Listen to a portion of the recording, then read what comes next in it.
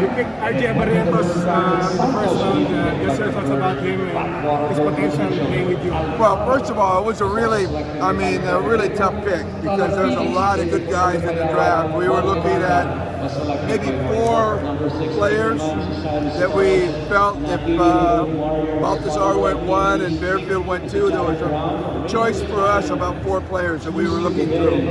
And eventually, again, it was really, we went back and forth.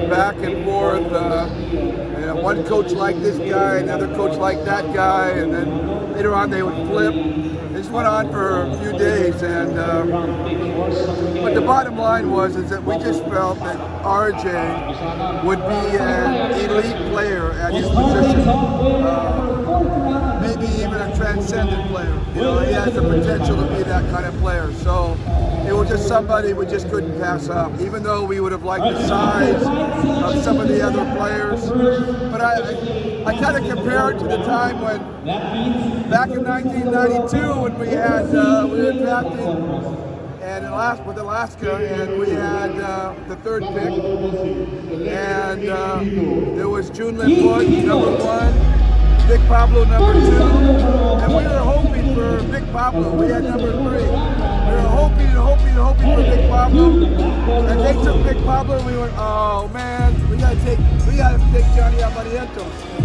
And so we took Johnny, and of course, never looked back. And because we're always obsessed with size. We always want to get the big player first.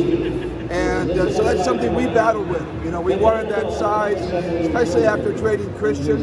There's a big hole there, and so we really debated on it, but we just said that we just couldn't pass up on RJ. Just like we're hoping it turns out, 3rd pick for RJ, 3rd pick for Johnny, both Abarrientos. Kind of poetic, we thought, and really nice story, actually. How do you compare him with Johnny? Although RJ, they're different types of, they're not exactly the same. I think RJ's more of a lights out scorer. He can really score, but he has the versatility. He can score, he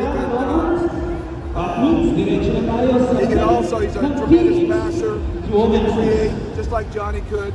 It's a different game now than it was back then, and so it's kind of hard to compare them because they're from different eras. But Johnny, without a doubt, was the best in his era. We'll see how RJ is in 2 or 3 or 4 years, and he to that same level that Johnny was. But he's going to get that opportunity with us. We recognize him as a potential star, so we're going to give him that opportunity to try to start. Coach, what do you think about your guard rotation now with Stephen Hall and RJ and Johnny? Well, good news is that Stephen has enough size to play, various positions in the lineup. So we can move him around.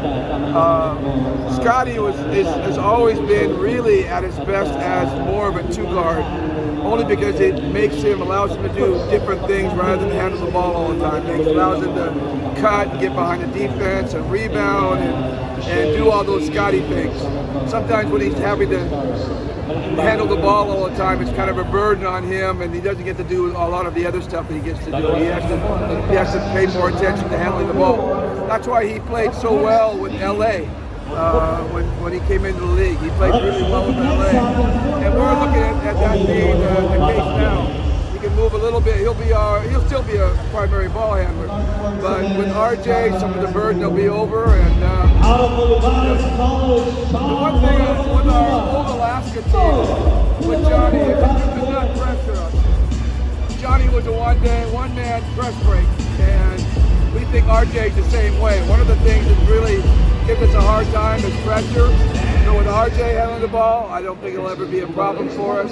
Also, it will enhance our transition game, our ability to get up and down the floor, and he's a great floor spreader. I mean, one thing he has over Johnny, and again, that wasn't the forte of players back then, but one thing he has over Johnny is his three-point shot. He can shoot it. Johnny wasn't a prolific three-point shooter, not because he couldn't shoot it, just that it wasn't that much of the game back then.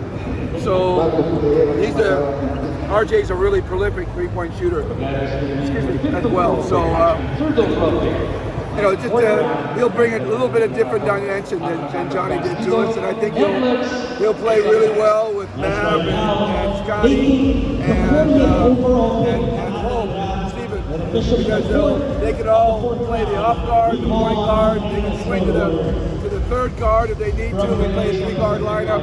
That's how we envision those guys all playing together. Coach RBC, ay sakto implementation of Ginebra. Ay sakto. Well, now you're asking about my team and not the draft anymore. Sneaky again.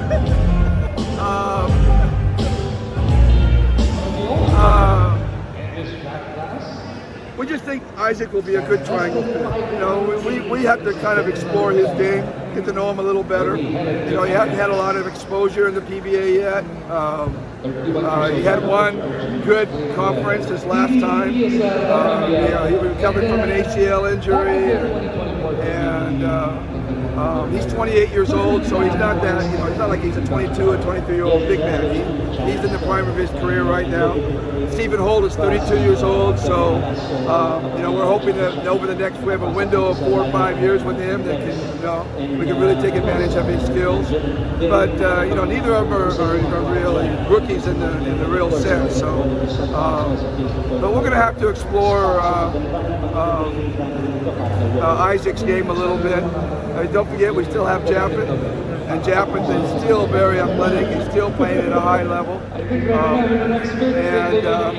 so we'll see if Isaac can come in and really run our triangle.